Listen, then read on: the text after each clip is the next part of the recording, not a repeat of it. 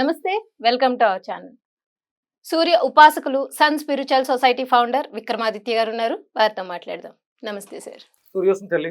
Sir మీరు ఇందాక మాట్లాడుతూ మాఘమాసం విశిష్టత చాలా గొప్పగా చాలా అసలంటే చెయ్యాలి అన్న ఒక ఉత్సాహం, అమ్మో మాఘమాసాన్ని మిస్ అవ్వకూడదు అన్న ఒక క్యూరియాసిటీని క్రియేట్ చేశారు. అంటే కేవలం కన్నె పిల్లలే కాదు మాఘమాసం కోసం ఎదురు చూడాల్సింది, వృద్ధులు కూడా చూడాలి, అందరూ చూడాలని చెప్పడమే నా ఉద్దేశం. అవును సార్. మాఘమాసం వస్తుంది అంటే పెళ్లిళ్ళు ఎప్పుడు వివాహ అవును. ముహూర్తాల కోసమే చూస్తారు. పూర్వం చాలా తక్కువ ముహూర్తాలు ఉండేవి, అది మాఘమాసంలోనే అవును సార్. ఉండేవి. కరెక్ట్. అందుకని అందరూ కూడా మాఘమాసం గురించి ఎప్పుడు పడితే అప్పుడు ముహూర్తాలు ఉన్నాయని చెప్పేసి పెట్టుడు పెట్టుడు ముహూర్తాలు ముహూర్తాలు సార్. అవును. చేసేసుకుని చాలా ఇబ్బందులు పడిపోతూ అవును నిజంగానే ఇబ్బందులు పడతారు. వైవాహిక జీవితాలు, విడాకులు, అపభ్రంశ మాట అని మనం మాట్లాడకూడదు, విష్ణు ఇవన్నీ జరుగుతున్నాయి. అందుకని మాఘమాసం చాలా విశేషం, అది వివాహాలకు ప్రత్యేకం. ఇప్పుడు మాఘమాసంలో వివాహాలు చేసుకునే వాళ్ళు ఎంతమంది అమ్మా?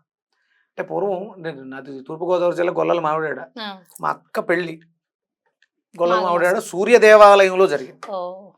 అంటే అక్కడ మాక్సిమం అంటే ఇప్పుడంటే మనకి ఈ ఫంక్షన్ హాల్స్ ఇవి వచ్చినాయి, కానీ వివాహాలకి అనువైన ప్రదేశం దేవాలయాలే.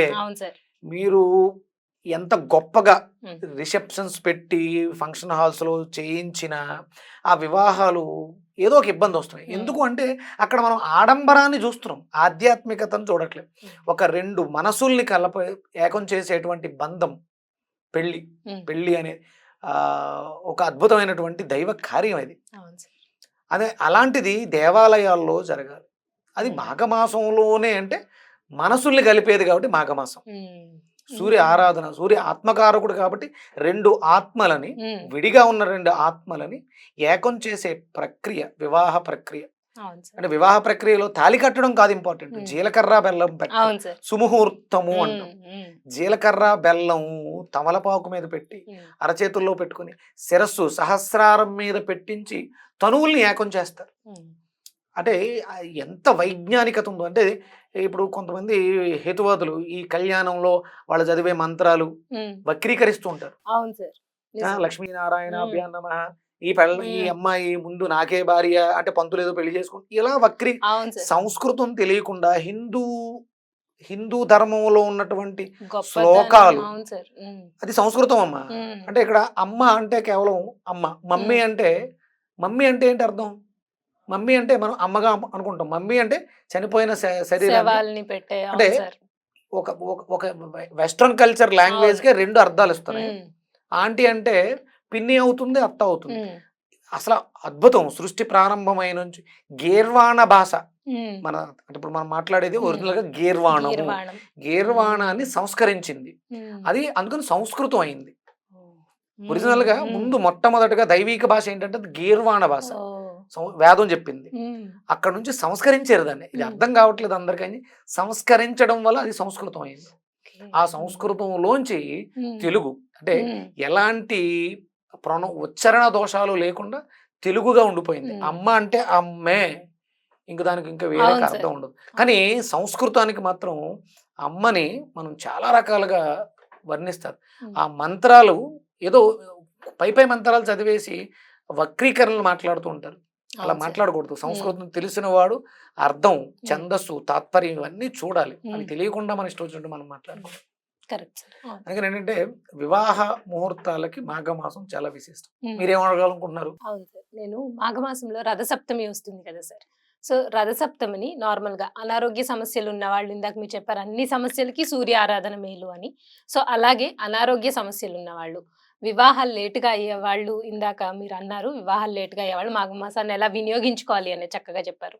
అలా కాకుండా అయిన వివాహాల్లో కుటుంబ కలతలు లేదు మానసిక సమస్యలు ఉన్నవాళ్ళు, వీళ్ళందరూ కూడా అసలు రథసప్తమిని ఎలా వినియోగించుకుంటే వాళ్ళకి ఆ సమస్యల నుంచి బయటపడతారు సార్? రథము అర్థం ఏంటమ్మా? రథం. అవును సార్, గుర్రంతో వెనకాల ఉండేదాన్ని రథము అంటే, అదే బండి, ఒక బండి కదా సార్. ప్రయాణ సాధనము రథము. నా శరీరం ఒక రథం, నేను నడుస్తున్నటువంటి రథాన్ని. అంటే అక్కడ మనకు రథం అనగానే ఒక గోపురం, ఒక ఆలయ ప్రాంగణం, లోపల మూర్తి, కింద చక్రాలు ఇలా ఉంటాయి. ఆయన సూర్యనారాయణమూర్తి ఏకచక్ర రథం దేవం. ఆయనకు ఉన్నది ఒకటే చక్రం. ఆయన రథానికి ఒకటే చక్రం ఉంది, రెండు చక్రాలు లేవు. అంటే ఒక రథం నిలబడాలంటే, ఇప్పుడు మనం నిలబడాలంటే రెండు కాళ్ళు కావాలి. లేదా పోయి నాకు ఒకటే కాలు ఉంది, నేను నిలబడుతున్నానంటే నీకు కర్ర సాయం ఉంటుంది సంకలో. అవును సార్. అంటే మనం నిలబడాలంటే రెండు కావాలి. కానీ అక్కడ ఆ రథం నిలబడడానికి ఒకటే చక్రం. దాని అర్థం ఏంటి? మనం కూడా ఒక చక్రంతోటే ఉన్నాం. ఒకటే వెన్ను ఉంటుంది, మన శరీరంలో ఒక వెన్ను ఉంటుంది. దానికి 7 చక్రాలు ఉంటాయి. అంటే ప్రధానమైనటువంటి చక్రం ఒకటే. అక్కడ సప్త ఏంటి? 7 గుర్రాల రథం అది. రథ సప్తమి. సప్తమి అంటే మనల్ని నడిపించేటువంటి గుర్రాలు సప్తమి. ఆయనకు ఉన్నది ఒకటే గుర్రం, దాని పేరు సప్త. సప్త సప్త ఆ గుర్రం పేరు సప్త. మనం ఏమనుకుంటాం 7 గుర్రాలు అంటారు సార్. అది సందర్భానుసారం అది 7గా విడిపోతుంది మళ్ళీ వెళుతున్న క్రమంలో. అంటే ఆయనకు ఉన్న రథానికి ఒకటే గుర్రం, ఒకటే చక్రం. దాని మీద అనిరుద్ధుడు ఆయన తమ్ముడు, బ్రదర్, ఆయన కన్నా ముందు పుట్టిన వ్యక్తి అనిరుద్ధుడు. అంటే మోకాళ్ళు లేవమ్మా, అందుకన మోకాళ్ళు లేని వాడిని అనిరుద్ధుడు. అనువులు అంటారు మోకాళ్ళు. ఆజానుబాహుడు అంటే మోకాళ్ళు దాకా చేతులు ఉన్నవాడిని అను అని. ఆయనకు మోకాళ్ళు లేవు, ఆయన ఇక్కడ వరకే ఉంటాడు, అందుకని లేనివాడు కాబట్టి అనిరుద్ధుడు అన్నాడు. ఆయన రథాన్ని నడిపిస్తూ ఉంటే ఆయన కూర్చుని సూర్యనారాయణ మూర్తి ఆ రథంతో మనకి నడుస్తూ ఉంటాడు జీవితాన్ని. రథ సప్తమి. సప్తమి అంటే 7 కదా. అవును సార్. 7 అనేది ఇక్కడ వివాహ ప్రకరణలో అగ్ని చుట్టూ ఎన్ని ప్రదక్షిణలు చేస్తారు?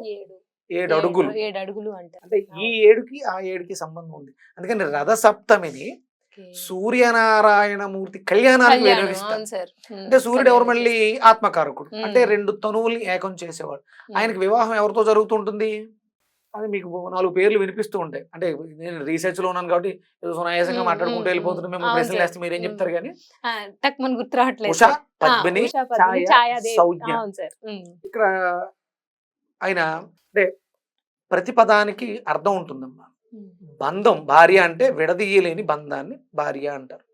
ఇక్కడ భార్యగా ఆయనకి పద్మిని, పద్మములను వికసింప చెయ్యునది. ఆయనలో ఒక కిరణం పద్మాల మీద పడితే ఆ పద్మాలు వికసిస్తాయి. పద్మిని. ఇంకొక ఆవిడ పేరు సౌజ్ఞ అంటే కాంతి. కాంతి వెనకాల ఏముంటుంది? చీకటి. కాంతి వెనకాల చీకటి అంటే అది నీడ, అందుకని అది ఛాయ. సౌజ్ఞ వెనకాల ఉన్నది నీడ, ఛాయ. ఇక్కడ పద్మిని కదా, పద్మములను వికసింపునది కాంతి పేరు పద్మిని. పద్మి అది ఏం జరుగుతుంది? పుష్పాలు వికసించడానికి ఉషోదయం అవుతుంది. అందుకని ఉష, పద్మిని, సౌజ్ఞ, ఛాయ. అంటే నలుగురు పిల్లలుగా, నలుగురు కాదు. అంటే చాలా మంది సూర్యనారాయణ మూర్తికి నలుగురు భార్యలు అంటారు. మనం అలా అంటే ఈయన కనిపించే ఆ సూర్యుడు మరి ఆయన నలుగురు పిల్లలు కనపడరు. ఇక్కడ శక్తులు భార్యలు అంటే విడదీయలేని బంధాలని భార్య. పార్వతి పరమేశ్వరులు, ఆయనలో అర్ధనారీశ్వర. ప్రతి మనిషిలో కూడా 2 తత్వాలు ఉంటాయి. నేను మగవాణ్ణి, నాతో మేల్ ఎనర్జీ ఉంటుంది, ఫిమేల్ ఎనర్జీ కూడా ఉంటుంది. కానీ మేల్ ఆధిపత్యం ఎక్కువగా ఉంటుంది కాబట్టి నాకు మీసాలు గడ్డాలు వచ్చింది. మీరు ఫిమేల్ ఎనర్జీ అధికంగా ఉంటుంది, ఈస్ట్రోజన్. అందుకని మీకు కావాల్సినటువంటి రీప్రొడక్టివ్ ఆర్గాన్ మీకు నాకున్న వ్యత్యాసం ఇది. ప్రతి దాంట్లోనూ భార్యలుగా విష్ణుమూర్తికి లక్ష్మీ భార్య, వెంకటేశ్వర స్వామికి 2. అంటే ఇవన్నీ కూడా శక్తి రూపంలో ఉంటాయి. మనం వక్రీకరించుకుని ఆయన 16,000 మంది గోపికలు వక్రీకరిస్తాం. దానికి చాలా అర్థం. అంటే నోటుకొచ్చినట్టు మాట్లాడడానికి ఏమీ తెలియక్కర్లేదు, కానీ చాలా వివరంగా మాట్లాడాలంటే ఎంతో జ్ఞానం కావాలి. అందుకని రథసప్తమి అంటే మన శరీరంలో ఏ నేదం భూతం భువనం భవిష్యత్ పరిగృహీతమమృతేన సర్వం ఏన యజ్ఞస్త్రాయతే సప్తహోత సప్తహోత తన్మే మన శివ సంకల్పమస్తు. ఈ సప్తహోతలు మన శరీరంలో ఉండేటువంటి షట్చక్రాలు. అలాగే ఆ 7 అడుగులు, ఆ తిథి సప్తమి తిథి దీనికి ప్రతీకలు. అంటే ఒక 2 మనుషులు ఏకం అవ్వాలి అంటే నీ శరీరంలో ఉన్నటువంటి 7 చక్రాలు, నీ భర్త శరీరంలో ఉన్నటువంటి 7 చక్రాలు అనుసంధానం అయితే ఆ జీవితంలో చేసే నడక అగ్నిహోత్రం చుట్టూ ఎందుకు తిరగాలి అంటే అగ్నిహోత్రుడు ఎవడు? సూర్య భగవానుడు. మీ జంటని కలకాలం బాగుండాలని ఆశీర్వదించి అక్కడ యజ్ఞం చేస్తారు. ఇప్పుడు ఎవరో వివాహాల్లో యజ్ఞం చేయట్లా, అవును సార్. ఇప్పుడు ఎవరు 7 అడుగులు లేవు, ఏదో కొంగు ముడి వేసి ఉమ్. నడిచేయండి అంటున్నారు. అవును సార్. అగ్నిహోత్రం చుట్టూ ప్రమాణం చేస్తే, అగ్నిహోత్రం అంటే మన శరీరంలో అరుగుదల వ్యవస్థ, జీర్ణ వ్యవస్థ. ఒకవేళ మాట తప్పితే అరుగుదల ఆగిపోయి చస్తాడు మనిషి. డైజెషన్ సిస్టమ్ డ్యామేజ్ అయింది. అక్కడ మాట ఇచ్చాడు అగ్నిహోత్రం దగ్గర, ఏమని? వివాహ సమయంలో నిన్ను భార్యగా స్వీకరిస్తున్నాను అని మనం చేసేటువంటి ధర్మార్థ కామ మోక్షాల్లో నేను ఎప్పుడు తోడుంటాను అని చెప్పి ఈ మాట అక్కడ అగ్నిహోత్రం చుట్టూ చెబుతున్నావు కాబట్టి, అగ్నిహోత్రంలో నువ్వు ఇచ్చేటువంటి హవిస్సు తీసుకెళ్ళడానికి దేవతలు వస్తారు కదా, వాళ్ళందరూ సాక్షులుగా ఉన్నారు కదా, పంచభూతాలు సాక్షులుగా ఉంటాయి. అందుకని అక్కడ నువ్వు మాట తప్పితే దాని పర్యవసానం చాలా ప్రమాదకరంగా ఉంటుంది. ఆ అగ్గి వచ్చి నిన్నేం తగలబెట్టదు, నీ శరీరంలో చిచ్చక్తి రూపంలో అరుగుదల వ్యవస్థగా ఉన్న అగ్గి నిన్ను తోసేస్తుంది. ఎందుకంటే నీ మనసులో ఆత్మకారకుడు ఉన్నాడు కదా, నీ డైజెషన్ సిస్టమ్ డ్యామేజ్ అవుతుంది, లివర్ డ్యామేజ్ అవుతుంది. అంటే ఇప్పుడు చాలా మంది మోసం చేసి ఇబ్బంది పెడితే ఎవరో చూడట్లేదే అనుకుంటారు. మన శరీరం నిజంగా ఈ విషయాలు తెలిస్తే, ఈ విషయాలు అర్థం చేసుకుని పెళ్లి చేసుకుంటే నాకు ఇప్పుడు అనిపిస్తుంది. అంటే ఇప్పుడు తెలియక చాలా మంది ఇప్పుడు ఇలాంటివి లేవు కదా సార్, ఇలా చెప్పేవాళ్ళు లేరు. పెళ్ళి అంటే కట్నాలు ఏంటి, ఎంత ఆడంబరంగా చెయ్యాలి, మనం ఎంత షో చూపించాలి అనేదే ఉంది. సో ఈ పిల్లలకి చేసుకునే వాళ్ళకి ఇంత లోతైన జ్ఞానం తల్లిదండ్రులకే లేనప్పుడు ఇంకా పిల్లలకు కూడా ఉండదు. నిజంగా ఇలా చెప్పే గురువులు మీ 16 రోజుల పెళ్ళిళ్ళు, 6 రోజుల పెళ్ళిళ్ళు, 5 రోజుల పెళ్ళిళ్ళు చేసుకుంటారు కదా. మీరు మీ ఇంట్లో యజ్ఞం చేసి వివాహం చేయండి, ఆ వివాహం 10 కాలాల పాటు నిలబడుతుంది, నో డౌట్. నేను ఒక పెద్ద కుటుంబం నన్ను అడిగింది, ఒక వివాహం చేస్తున్నాం, అది మాకు నమ్మకం లేదు అంటే, నేను సూర్య కళ్యాణం చేయించి మహాసౌర హోమం చేయించి ఆ వివాహానికి అక్కడ వాడిన జీలకర్ర బెల్లం, అక్కడ వాడిన బాసికాలు, అక్కడ వాడిన తలంబరాలు వాడి వివాహం చేయించాను. వాళ్ళు చాలా సుఖంగా సంతోషంగా ఉన్నారు. వాళ్ళకి వచ్చిన అనుమానం కూడా నివృత్తి అయిపోయింది. అందుకని అంటే రథసప్తమి ఇంత విశేషం. అక్కడ ఆ రోజు సూర్య కళ్యాణం జరుగుతూ ఉంటుంది. వీలైతే మీకు దగ్గరలో ఉన్నటువంటి దేవాలయాలు వెళ్ళి సూర్య కళ్యాణం చేయించగలిగితే చేయించండి, లేకపోతే స్వామికి నమస్కారం చేసుకుని మీ కళ్యాణం చూసే భాగ్యాన్ని. తూర్పుగోదావరి జిల్లా గొల్లల మామిడాడులో చాలా విశేషంగా జరుగుతూ ఉంటుంది. ప్రతి నెలలోనూ ఏకాదశి రోజు అరసవెల్లిలో జరుగుతుంది. మీకు రథసప్తమికి అక్కడ కూడా సూర్య కళ్యాణం జరుగుతూ ఉంటుంది. ఊరూరా సూర్య కళ్యాణాలు జరగాలి. ఆ కళ్యాణం జరగడానికి ముందు మహాసౌర హోమం జరగాలి. హోమం చేయించండి, సూర్య కళ్యాణం చేయించండి. నాకు ఎవరో ఫోన్ చేశారు, రేపు ఉగాదికి వాళ్ళ ఊర్లో సౌర హోమం చేసి సూర్య కళ్యాణం చేస్తున్నారు. ఇది జరుగుతుంది. ఇది అంతా జరగాలి, అందరూ బాగుండాలి. ఎందుకంటే ఈ 2025 రాబోయే కొత్త సంవత్సరం వివస్వాన్ సంవత్సరం, రవి అధిపతి, రాజు అధిపతి అవుతున్నారు. కాబట్టి అందరి జీవితాల్లో బాగుండాలి అంటే ఈ మాఘమాసంలో వస్తున్నటువంటి రథసప్తమిని విశేషంగా ఉపయోగించుకోండి.